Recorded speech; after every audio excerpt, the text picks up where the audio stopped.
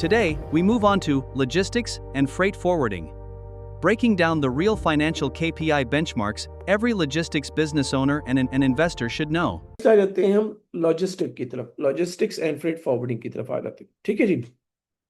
अब आप ये देखें इसके केपीआईज क्या होंगे। अगर हम देखें इसके केपीआईज तो इसका जो परसेंटेज कॉग्स ऑफ रेवेन्यू है जो कि बहुत ज़्यादा है, हालांकि इतना नहीं होना चाहिए क्योंकि इसके लिए फिर प्रॉफिट परसेंटेज कम हो जाएगी। तो आप ये देखें 70 to 85% आपके पास कॉग्स आ गया, शिपिंग, फ्यूल, बिल्ड, हैंडलिंग आ गया। ठीक है जी। ग्रॉस प्रॉफिट परसेंटेज 15 to 30% और एबिटा मार्जिन 5 to 15%। और यहाँ पे हमारे पास रेवेन्यू ड्राइवर्स क्या आ रहे हैं। ठीक है, ये हमारे पास आ गया जी, रेवेन्यू ड्राइवर्स आ गए। सही है।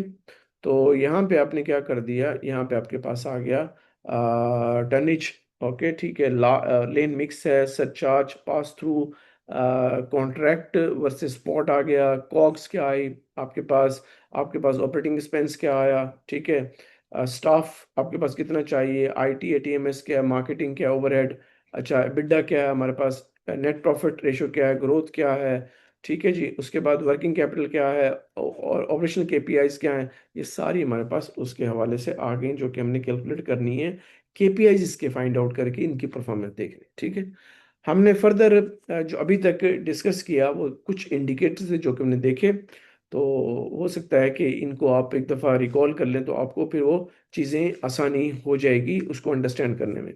तो अगर आपने बिड्डा निकालना हो तो यहाँ पे बिड्डा का एक फार्मूला दिया गया है। ठीक है जी, वो आपको आसानी हो जाएगी। इसी तरह ऑपरेटिंग एक्सपेंस रेशियो निकालनी जो बार बार आ रही है वो आसानी हो जाएगी। नेट प्रॉफिट परसेंटेज मार्जिन कैसे निकालते हैं, सीएसी कैसे निकालते हैं। ठीक है जी। उसके बाद एलटीवी और सीएलसी कैसे निकालते हैं, कैश कन्वर्जन साइकिल कैसे कैलकुलेट करते हैं और कंट्रीब्यूशन मार्जिन जो है वो कैसे कैलकुलेट करते हैं। तो ये फार्मूलाज हैं जो कि ऊपर आपने देखी हैं कैलकुलेशन, वो किस तरह ये फाइंड आउट करते हैं। होपफुली ये क्लियर हो जाएगा। ठीक है। वो ये आ जाती है कि लॉजिस्टिक का क्या आएगा। लॉजिस्टिक में सेम इसी तरह आपने क्या कर दिया, आपने कैलकुलेशन की। आपके पास आ गया जी marketing expense 2 to 4%, C S medium 10K to 50K per contract, L T V C L V high recurring contracts. ठीक है जी। आपके पास ये आ गया freight firm spend 1 million with 50 client, C S C 20K। Average client pays 1 million revenue annually with 10% GP, तो 100K आ गया। अच्छा, रिटेन्ड 3 years CLV 3K और LTV CAC 15x आ रही। ठीक है। That wraps up our full series on financial KPI benchmarks across all 8 industries. If you want to watch any of the other videos, the links are in the description below. If you found this series helpful,